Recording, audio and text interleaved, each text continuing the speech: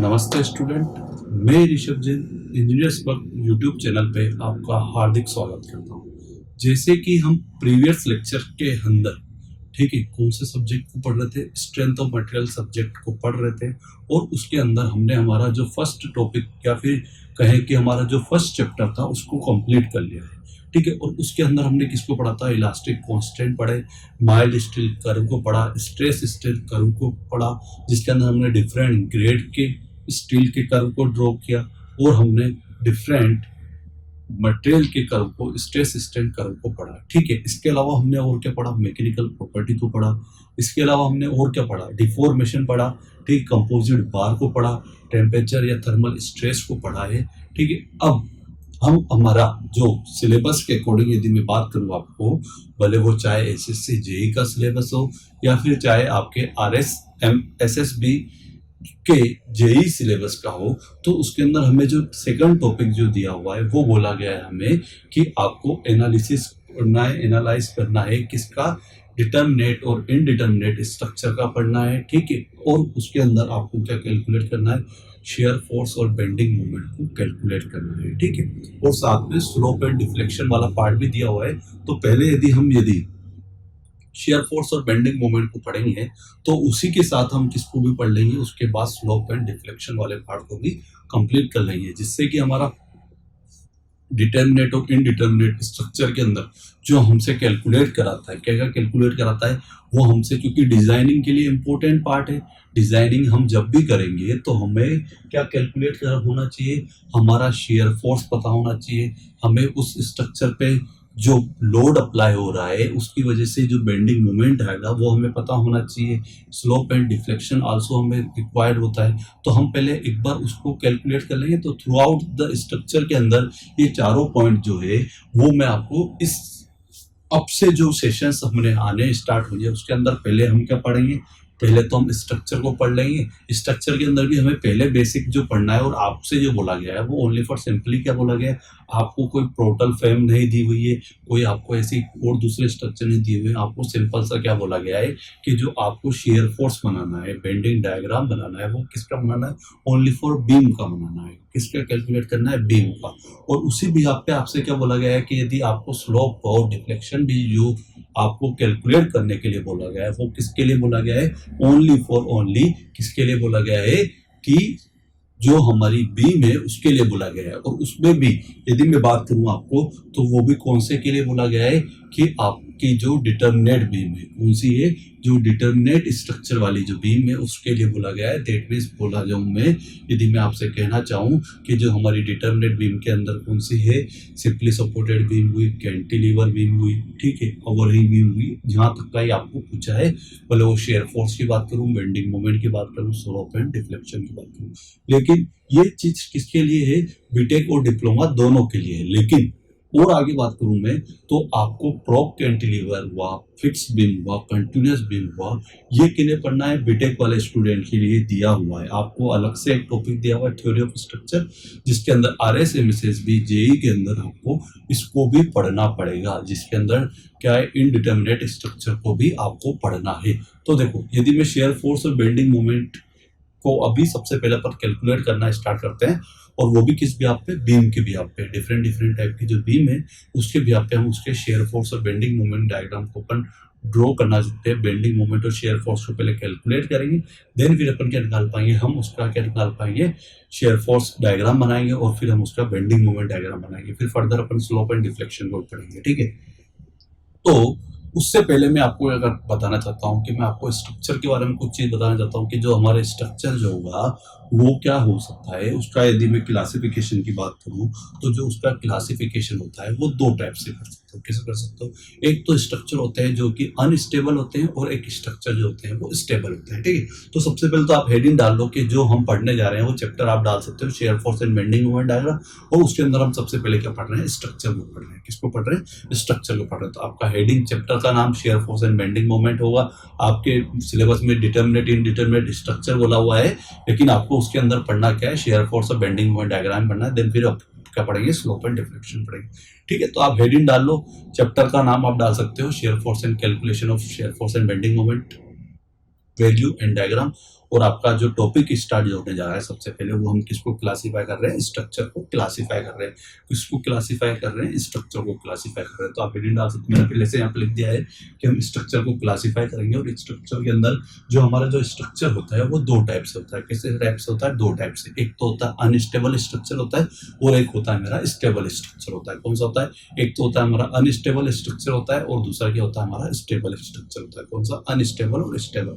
तो सबसे पहले मैं लिख देता हूँ अनस्टेबल स्ट्रक्चर, और दूसरा होता है मेरा स्टेबल स्ट्रक्चर। कौन सा होता है मेरा, स्टेबल स्ट्रक्चर होता है। कौन सा होता है, एक तो अनस्टेबल होता है और एक अनस्टेबल स्ट्रक्चर होता है। एक तो अनस्टेबल स्ट्रक्चर और एक स्टेबल स्ट्रक्चर। ठीक है, अब देखो अनस्टेबल और स्टेबल स्ट्रक्चर को यदि आपको क्लासिफाई करना है कि स्टेबल स्ट्रक्चर और अनस्टेबल स्ट्रक्चर को यदि आपको बोला जाए कि कैसे क्लासिफाई करोगे, तो उसके लिए आप सिंपल से याद रखो, यदि नंबर ऑफ अननोन रिएक्शंस, यदि आपके पास नंबर ऑफ अननोन रिएक्शंस जो है, उसके अंदर जो रिएक्शन फोर्स जो लग रहे हैं या जो लग रहे हैं वो क्या है, यदि क्या हो आपके, यदि वो कम हो, क्या हो आपके, कम हो आपके इक्विलिब्रियम कंडीशन से, तो वो कौन सा स्ट्रक्चर कहलाएगा आपका, वो आपका अनस्टेबल स्ट्रक्चर कहलाएगा। मैं क्या बोल रहा हूँ, नंबर ऑफ अननोन रिएक्शंस लिख लेते हैं पहले एक बार अपन कि number of unknown reactions, number of unknown unknown reactions, unknown reactions reactions is less than equilibrium conditions. क्या है, इक्विलिब्रियम कंडीशंस। क्या बोल रहा हूं मैं आपसे एक बात बोल रहा हूं कि यदि आपकी नंबर ऑफ अननोन रिएक्शंस जो है, क्या बोल रहा हूं मैं आपसे, अननोन जो रिएक्शंस है वो क्या हो रही है, वो है आपकी अननोन जो रिएक्शन है वो लेस देन है इक्विलिब्रियम। मैं आपको रिएक्शंस भी बताऊंगा पहले, पर पहले अपन एक बार समझ लेते हैं कि अननोन रिएक्शन हम क्लासिफाई किस ब्याप पे करेंगे, स्टेबल और अनस्टेबल को हम किस ब्याप पे क्लासिफाई करेंगे। तो मैं आपसे बोल रहा हूं कि यदि आपकी जो स्ट्रक्चर जो है आपका वो अनस्टेबल स्ट्रक्चर कब कहलाएगा, कि जब आपकी अननोन रिएक्शन जो है उसकी वैल्यू कम आ जाए, किससे, इक्विलिब्रियम कंडीशन से यदि कम आ जाती है, तो वो कौन सा कहलाता है आपका, अनस्टेबल स्ट्रक्चर कहलाता है। कौन सा कहलाता है, अनस्टेबल स्ट्रक्चर कहलाएगा। और इसी भी आप पे यदि बात करूं, स्टेबल स्ट्रक्चर की बात करता हूं, तो स्टेबल स्ट्रक्चर क्या होता है कि इसमें जो नंबर ऑफ अननोन रिएक्शन है, नंबर ऑफ अननोन रिएक्शन ठीक है, या तो ग्रेटर देन होगी या फिर इक्वल। क्या बोल रहा हूं मैं, या तो ग्रेटर देन होगी या फिर इक्वल होगी किसके, इक्विलिब्रियम कंडीशन के। अभी बात करें अपन कि इक्विलिब्रियम कंडीशन क्या होती है, बट अभी तो आप लिख लो पहले इक्विलिब्रियम कंडीशन के। क्या बोल रहा हूं मैं आपसे एक बात बोलना चाह रहा हूं कि जो आप क्लासिफिकेशन जो कर रहे हैं वो किस ब्याप पे कर रहे हैं, नंबर ऑफ अननोन रिएक्शन और इक्विलिब्रियम कंडीशन के ब्याप पे। ठीक है, तो मैं क्या बोल रहा हूं, स्टेबल और अनस्टेबल को करने के लिए आपको ये चीज पता होनी चाहिए कि यदि मेरी अननोन रिएक्शन जो है वो यदि कम होती है, क्या बोल रहा हूं मैं आपसे, नंबर ऑफ अननोन रिएक्शन जो है यदि वो कम है, इक्विलिब्रियम कंडीशन ज्यादा है, तो फिर वो हमारी कौन सी होगी, अनस्टेबल स्ट्रक्चर कहलाएगा। कौन सा स्ट्रक्चर कहलाएगा, अनस्टेबल स्ट्रक्चर कहलाएगा। और यदि मैं बात करूं स्टेबल स्ट्रक्चर की, तो जो हमारी नंबर ऑफ अननोन रिएक्शन है वो या तो इक्वल होगी या फिर ज्यादा होगी, किससे, इक्विलिब्रियम कंडीशन से। अब इसको भी हम दो ब्याप पे कर सकते हैं, यदि इक्वल हो और एक बार कब हो, क्या हो कि ग्रेटर देन हो इक्विलिब्रियम कंडीशन से। तो इसको हम दो पार्ट में मैं यहीं पे सब डिवाइडेड कर रहा हूं।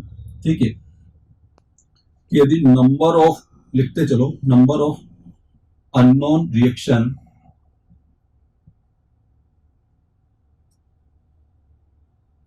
यदि इक्वल आ जाए इक्विलिब्रियम कंडीशन से,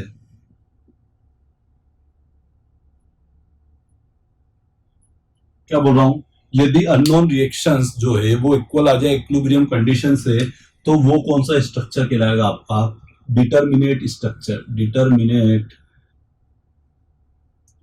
कौन सा स्ट्रक्चर आपका, डिटरमिनेट स्ट्रक्चर कहलाएगा। कौन सा स्ट्रक्चर कहलाएगा आपका, डिटरमिनेट स्ट्रक्चर कहलाएगा। और वो भी कौन से, स्टैटिकली डिटरमिनेट स्ट्रक्चर कहलाएगा। क्या कहलाएगा, स्टैटिकली डिटर्मिनेट स्ट्रक्चर कहलाएगा। कौन सा स्ट्रक्चर कहलाता है आपका? स्टैटिकली डिटर्मिनेट स्ट्रक्चर कहलाता है। कौन सा कहलाता है? स्टैटिकली डिटर्मिनेट स्ट्रक्चर कहलाएगा। कब? जब हमारा नंबर ऑफ अननोन रिएक्शन जो है वो इक्वल हो जाएगी किससे? इक्विलिब्रियम कंडीशन से। इक्विलिब्रियम कंडीशन से यदि इक्वल हो जाएगी, इक्विलिब्रियम कंडीशन से इक्वल हो जाएगी तो वो हमारा क्या कहलाएगा? वो हमारा कहलाएगा डिटर्मिनेट स्ट्रक्चर कहलाएगा। कौन सा कहलाएगा? डिटर्मिनेट स्ट्रक्चर कहलाएगा। अब बात आती है किसकी? बात आएगी अब हमारी किसकी? इनडिटर्मिनेट स्ट्रक्चर की। क्योंकि सेकंड जब यदि इनडिटर्मिनेट स्ट्रक्चर क्या होगा, इसको दो फर्दर पार्ट में डिवाइड करना है। यहाँ पे आपको नहीं लिख रहा होगा, समझ में आ रहा होगा, इसलिए मैंने इस साइड लिख रहा हूं। तो जो हमारा इनडिटर्मिनेट स्ट्रक्चर होगा, इनडिटर्मिनेट स्ट्रक्चर जो होगा, और ये भी कैसा होगा? स्टैटिकली इनडिटर्मिनेट स्ट्रक्चर है। स्टैटिकली इनडिटर्मिनेट स्ट्रक्चर है। कैसे? जिसे हिंदी में जो निधार्य और अनिधार्य, ठीक है, एक तो निधार्य स्ट्रक्चर है और एक अनिधार्य है ना। अनिधार्य स्ट्रक्चर जो है वो कैसा होगा? इनडिटर्मिनेट स्ट्रक्चर कैसा होगा? जिसके अंदर क्या होगा? नंबर ऑफ अननोन रिएक्शन जो है, मैं लिख लेता हूं, नंबर ऑफ अननोन रिएक्शन जो है हमारी, अननोन रिएक्शन जो है वो क्या है? ज्यादा होगी किससे? इक्विलिब्रियम कंडीशन से। इक्विलिब्रियम कंडीशन से। क्या बोल रहा हूं मैं आपको कि भैया एक चीज आपको याद रखनी है कि यदि आपका नंबर ऑफ अननोन रिएक्शन यदि ज्यादा हो, किससे ज्यादा हो? इक्विलिब्रियम कंडीशन से ज्यादा होगी तो वो indeterminate structure, statically indeterminate structure कहलाएगा। और यदि दोनों इक्वल होगी तो वो कौन सा कहलाएगा? स्टैटिकली डिटर्मिनेट स्ट्रक्चर कहलाएगा। और यदि मैं बात करूं, यदि नंबर ऑफ अननोन रिएक्शन यदि कम हो जाती है, क्या हो जाती है? कम हो जाती है, किससे? लेस देन आती है इक्विलिब्रियम कंडीशन से, तो वो स्ट्रक्चर आपका कौन सा कहलाएगा?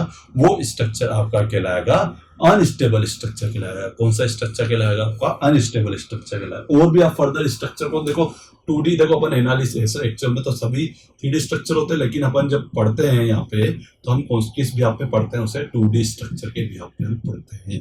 तो एक तो होता है मेरा 2D स्ट्रक्चर होते हैं और एक होता है मेरा 3D स्ट्रक्चर होता है। कौन सा होता है? एक तो 2D होता है और एक मेरा 3D होता है। ठीक है, अब हमें क्या पढ़ना है? अब हमें सबसे पहले ये जो दोनों वर्डों को हमें पढ़ना है। एक तो है अननोन रिएक्शंस, क्या पढ़ना है? एक तो अननोन रिएक्शंस को पढ़ना है। ठीक है, अननोन रिएक्शन किसके भी आपके अपन मेजर करेंगे, उसको मैं बताऊंगा कि अननोन रिएक्शन कौन से सपोर्ट के अंदर कितनी होती है, कौन से बीम के अंदर कितनी अननोन रिएक्शन है, उसको अपन पढ़ा। स्ट्रक्चर के भी आपको पता चलेगा कि इस स्ट्रक्चर में कितनी अननोन रिएक्शन आ रही है। दूसरी बात करूं इक्विलिब्रियम कंडीशन की, तो वो इक्विलिब्रियम कंडीशन अपन पहले पढ़ेंगे। सबसे पहले इक्विलिब्रियम कंडीशन पढ़ेंगे, देन फिर अपन क्या पढ़ेंगे? अननोन रिएक्शंस पढ़ेंगे। क्या पढ़ेंगे? फिर हम पढ़ेंगे अननोन रिएक्शंस। ठीक है, तो आप हेडिंग डाल दो इक्विलिब्रियम कंडीशंस। क्या पढ़ेंगे? Equilibrium condition. अब हम किसको पढ़ने जा रहे हैं? इक्विलिब्रियम कंडीशंस को पढ़ने जा रहे हैं। देखो, तो इक्विलिब्रियम कंडीशंस को जो हमें पढ़ना है स्ट्रक्चर के अंदर, वो किस बिहाफ पे पढ़ेंगे अपन? 2D स्ट्रक्चर और 3D स्ट्रक्चर के बिहाफ पे हम किसको पढ़ेंगे? इक्विलिब्रियम कंडीशंस को पढ़ेंगे। ठीक है, तो हम डाल देते हैं इक्विलिब्रियम कंडीशन 2D स्ट्रक्चर के लिए और 3D स्ट्रक्चर के लिए इक्विलिब्रियम कंडीशन क्या क्या है। ठीक है, तो अपन डालते हैं हेडिंग डाल दो 2D स्ट्रक्चर्स। 2D स्ट्रक्चर पहले तो आप हेडिंग डाल देना इक्विलिब्रियम कंडीशंस। क्या बोल रहा हूं मैं आपको? इक्विलिब्रियम कंडीशन की मैं बात कर रहा हूं कि इक्विलिब्रियम कंडीशंस क्या क्या होती है, तो हमें उसको पढ़ना है। और इक्विलिब्रियम कंडीशन को हम किस बिहाफ पे डिवाइड करेंगे? 2D स्ट्रक्चर और 3D स्ट्रक्चर के बिहाफ पे। तो देखो, यदि 2D स्ट्रक्चर की यदि बात करूं तो 2D स्ट्रक्चर के अंदर क्या होगा?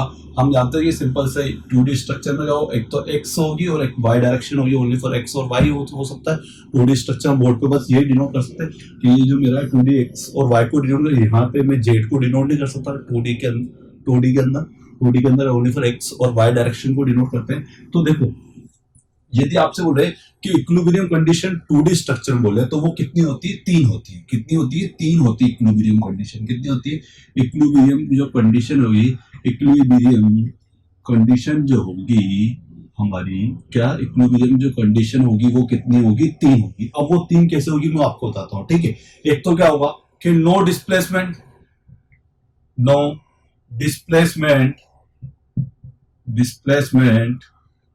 इन एक्स एंड वाई डायरेक्शंस। क्या होगा?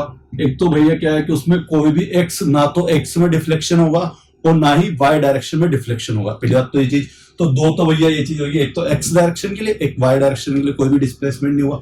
दूसरी चीज बात बोलूं मैं कि भैया no rotation on X Y plane, क्या एक्स वाई प्लेन में क्या हुआ, कोई भी रोटेशन नहीं होगा। क्या होगा, एक्स वाई प्लेन में कोई भी रोटेशन नहीं होगा। तो इस व्याप पे इक्विलिब्रियम कंडीशन की व्याप पे बोल सकता हूं कि एक तो होगा एक्स डायरेक्शन के अंदर जितना भी फोर्स लग रहे हैं वो इक्वल टू जीरो, पहला। दूसरा क्या हो सकता है, वाई डायरेक्शन में जितने भी फोर्स लग रहे हैं summation of F Y equal to zero, और एक लास्ट क्या हो सकता है, moment M equal to zero. तो भैया क्या है कि 2D स्ट्रक्चर के अंदर जो इक्विलिब्रियम कंडीशन हमें जो लेनी है वो कौन कौन सी लेनी है। इक्विलिब्रियम कंडीशन जो आपको लेनी है वो ओनली फॉर कितनी होती है, 3 होती है, और मैंने आपको बता दिया एक तो एक्स डायरेक्शन में कोई भी डिस्प्लेसमेंट में नहीं, एक वाई डायरेक्शन में डिस्प्लेसमेंट नहीं, और रोटेशन जो है वो एक्स वाई प्लेन में नहीं होगा। Then summation M equal to zero, moment equal to zero, और एफ एक्स की वैल्यू भी जीरो आएगी और एफ वाई की वैल्यू भी जीरो आएगी। ये तो किसके ऊपर बात हुई, ये हमारे 2D स्ट्रक्चर के ऊपर बात हुई। किसके ऊपर बात हुई, 2D स्ट्रक्चर बात हुई। अब हम किस पे पढ़ेंगे, 3D। हमें ओवरऑल तो पढ़ना जो है वो 2D स्ट्रक्चर ही पढ़ना है अभी तो यहाँ पे, लेकिन मैं आपको बता देता हूँ कि 3D स्ट्रक्चर के अंदर इक्विलिब्रियम कंडीशन क्या होगी वो आपको जरूर पता होना चाहिए कि नंबर ऑफ इक्विलिब्रियम कंडीशंस कितनी होती है। आपसे पूछ सकता है कि 3D स्ट्रक्चर के अंदर इक्विलिब्रियम कंडीशन कितनी होती है, तो आपका आंसर पता होना चाहिए आपको कितनी होती है। तो मैं आपको बताता हूँ इक्विलिब्रियम कंडीशन 6 होती है। वो कैसे होती है वो मैं आपको बताता हूँ, ठीक है। तो इसे इसे एक बार आप स्क्रीनशॉट ले लें, देन फिर अपन आगे बढ़ेंगे।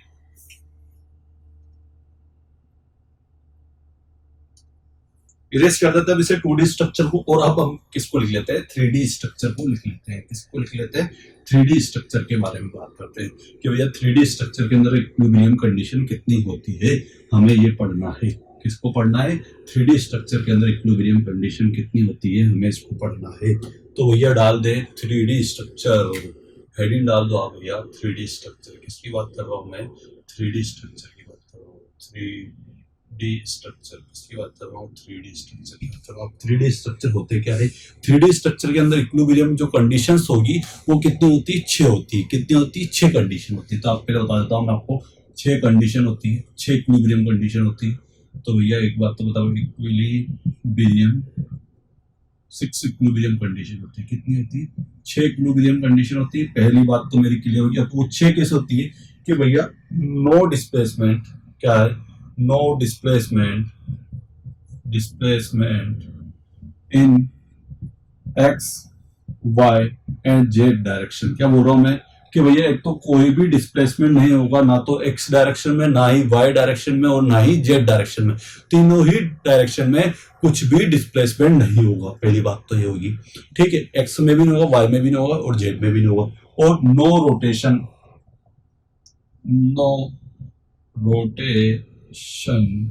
ठीक है। और वो रोटेशन किसमें, एक्स वाई, वाई जेड और जेड एक्स प्लेन, ठीक है। इन तीनों ही प्लेन में क्या होगा, तीनों ही प्लेन में कोई भी रोटेशन नहीं होगा।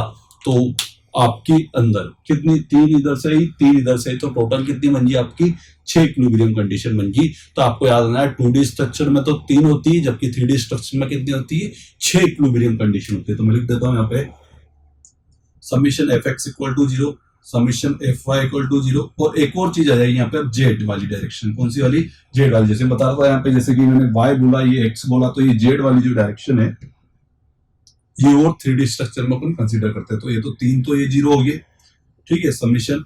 और 3 और कौन से होंगे हमारे, 3 होंगे X Y and Z. Moment भी क्या है, summation M X equal to zero, summation M Y equal to zero, और summation M Z equal to zero. तो भैया ये चीज हमें पता चली है इक्विलिब्रियम कंडीशन क्या होती है। 2D स्ट्रक्चर के अंदर इक्विलिब्रियम कंडीशन की बात बोलूंगा तो कितनी होगी, 3।